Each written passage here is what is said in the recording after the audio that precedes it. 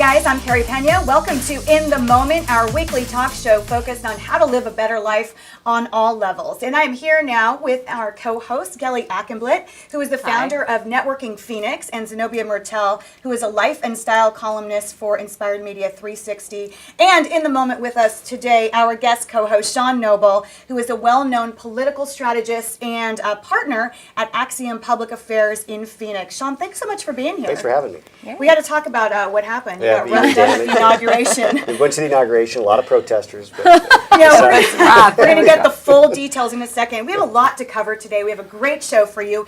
And Gelie, you're going to be talking to us in a few minutes about a big networking event that you have coming up. And what you say is the most common mistake that people make when it comes to networking. Gelie, in case you don't know, is an expert in this field, and she always shares amazing tips. Thank you. That are useful and actionable. I'm all about that. So Sean, let's talk about the inauguration. You were there in D.C. and you went with the governor, right? Well, I met up with the governor while I was there, but he went out with his own team. I was out there for the whole week. I had some business stuff going on, and obviously decided to stay because it's the inauguration. And it was a fascinating experience. I've been to a lot of inaugurations. First one was George W. Bush in 2000, which was freezing cold and raining. It was miserable. That's the only one that I actually went to stand outside and watch. All the others I've been in town but watched on TV because it's once you've done the crowd thing, New York Times. you've done it. Yeah, New York Times, New Year's Eve. Once is enough. But it was a really interesting dynamic to watch the excitement and how happy and uplifted those that supported Trump were, and how unhappy some were not. They had a lot of protests, like I talked about, and it was some pretty wild stuff. And then the next day, you had the Women's March, and you had a lot of people who didn't support Trump who were then, really happy and, showing support for each other. So it was a very interesting, kind of a yin and a yang to be a part of. We've done many interviews over the years, and, Sean's a Republican, a lifelong Republican, and this was a lot of soul searching for you this election cycle. So what did it feel like for you to be there and see the inauguration of Donald Trump against all odds, many would say, but now he's the president? Yeah, it was surreal. Because as you know, early in the process, I had kind of dismissed him as just a flash in the pan and he wasn't going anywhere. After he got the nomination, I was like, well, it's kind of his to lose. Then I thought he was going to lose it after some of the comments came out. But then to actually see him walk down the steps, on the podium and see President Obama there and the other presidents, it was really surreal. Because I watched him on TV as in The Apprentice. So there's just some, there's a lot of people that just are trying to wrap this around their head. I mean, you saw the reaction. There was this one person that was down and they screamed, "No!" as soon as he took the oath. I thought that was pretty funny. I don't think there's ever been the kind of reaction in the public to a president being sworn in that we saw this time. I mean, even though there are a lot of people who didn't vote for Obama, when he was being sworn in, it was historic. And I think the country really came together in that moment because it was amazing. That's not what happened here. It was a little bit. I mean, there's definitely a group of people who have come together. It's a different group of people than that came together for George W. Bush. The Trump coalition doesn't look like a typical Republican coalition, and I mean, it manifests itself to some degree. I mean, his first big meeting was with a bunch of union leaders, representing a lot of people. Yeah, which would almost never happen. But I mean, isn't that really what got him elected? Yeah. That it doesn't look like any coalition we've seen? It's exactly right. I mean, the fact that he completely, redid the map tells us that there's a realignment in politics, and whether he's there for 4 years or 8 years, politics isn't going to look anything the same as it has in the last 30 years. What were the parties like? They were pretty good. You had a couple of pictures that we're going to show them with Governor Ducey and Tim Allen. Yeah, Tim Allen was there. He was a guest with Frank Luntz. Frank and I are longtime friends. And I actually I walked up to Frank and I saw a woman standing next to him. "Hi, I'm Sean Noble." She's like, "Hi, I'm Joan Allen." And I was like, "Huh." And then I look and there's Tim. I was like, wow. So Tim is not super conservative. I wouldn't say he's much of a Trump supporter, but he's got a show where he plays kind of an educated Archie Bunker type. And it was a fascinating discussion about how the comedy guys, his writers, before Trump got elected, It's pretty easy to write that, you know. But now that he's the president, they're having a real hard time figuring out how to be funny. On the edge. On the there, edge, right? And you know, he makes the point that they write something that they just think is hilarious, and their viewers are like, I don't get it. Yeah. And, Oh, and that's so this is a interesting. really so I think he was there, I think, to basically, how do I, you know, understand this guy? How do I understand his movement, the people who support him, so I can get a better sense of how I play this part? And I thought it was pretty interesting. He's a very serious actor who understands and takes his job seriously, and I appreciated that he's kind of going to that extent to try to figure out how to do this. There was so much a controversy around celebrities speaking out, and you mentioned the Women's March. I mean, there was Cher, Madonna, and et cetera. Personally, I mean, just my opinion, but I mean, they're Americans too. I mean, they have the right to, to say their opinion. I mean, what do you guys think in terms of the celebrities weighing in on this? It doesn't bother me. Well, I always feel to whom much is given, much is expected. So maybe people are looking to those like-minded people on their opinion. It doesn't bother me. I just think we all need to have an open mind. Yeah.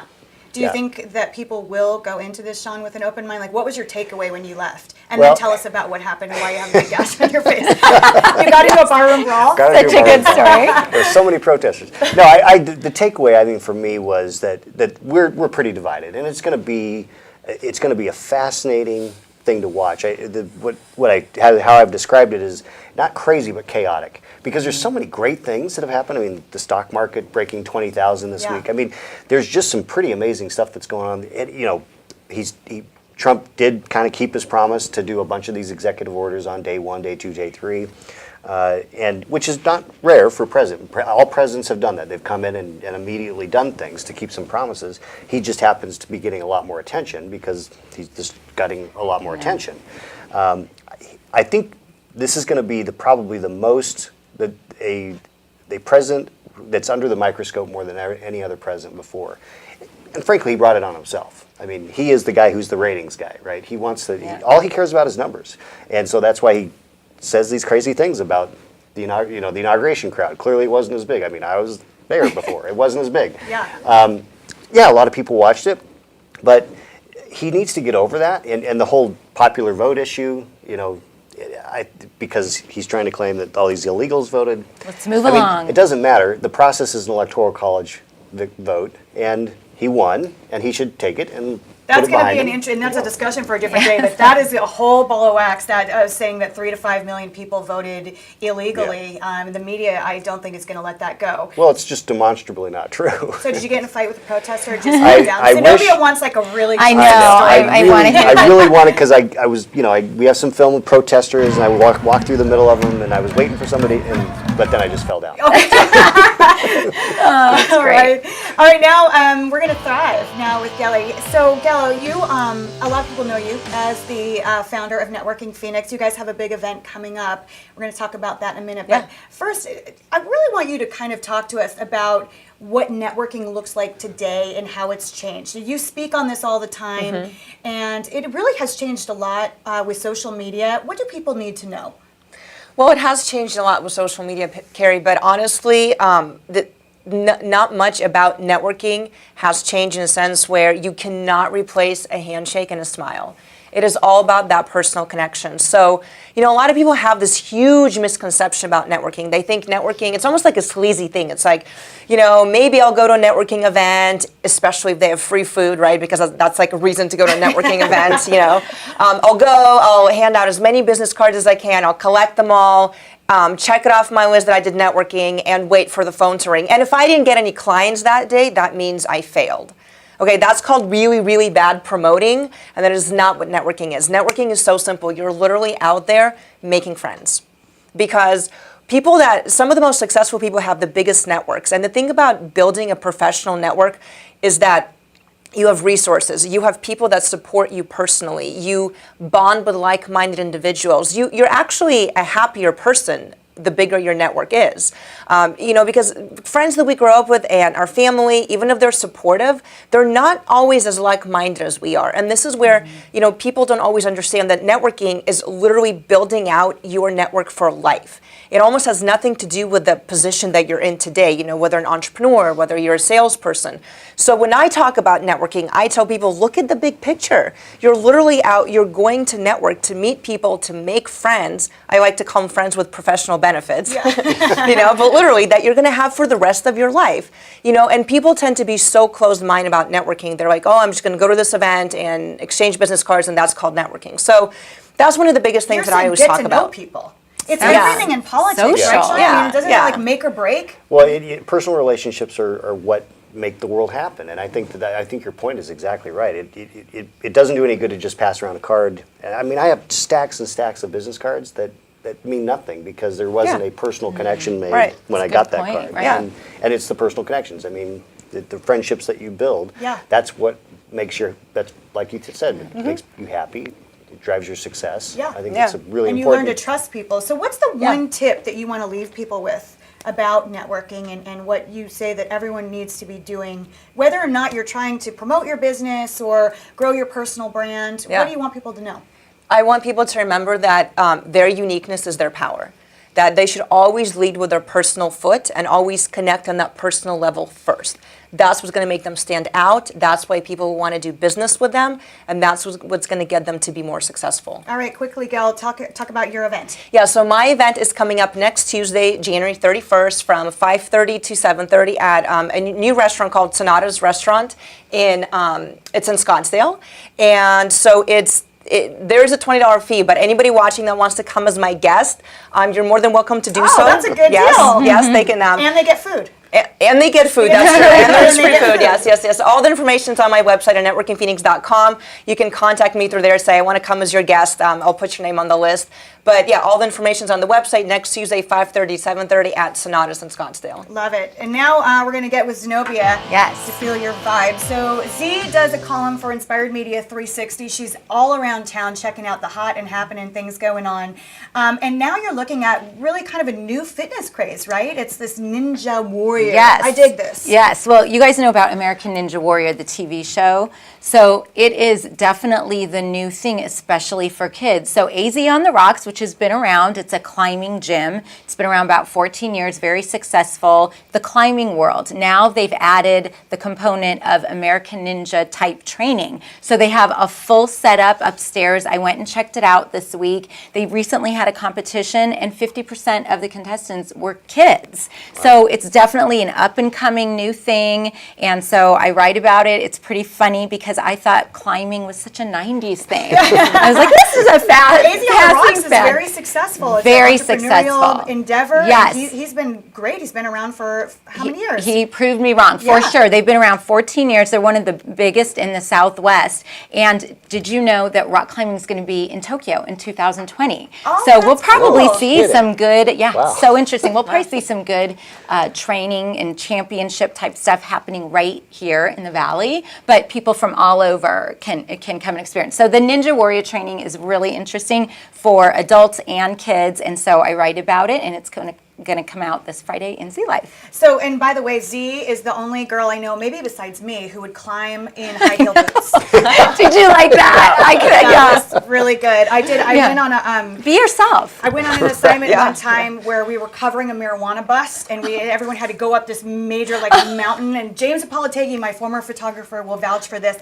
I was wearing high-heeled J-Lo boots, and everyone was like, "Oh, she's not gonna be able to go." I'm like, You did it. "Oh, I'm going. I love it. I'm going." And so we always laugh about that to this day. So, guys, we have a lot of people who are contributing to our show, and we want to thank you all so much. One of those awesome people is David Lux, and he's with a brand firm here in town, Felice Whitney. So I found out that every week David goes out to lunch with his mom. So I just thought that was super cool. Not only that, they go and check out all these restaurants, and I love to hear about kind of dive places or smaller places that might not be on the main radar. So David is going to contribute to the show and this week he has lunch with mom at Joyride on Central. And so he says that whenever they go there, it's one of his favorites. Mom gets tacos, David gets a burrito, and he says, quote, the Upward Projects people do a great job of mixing delicious food and a relaxed space. So that For sounds like sure. a place I want to go check out. Delicious. Any places, Sean, that you love to go that are kind of off the beaten path? Well, it's not so much off the beaten path, but it's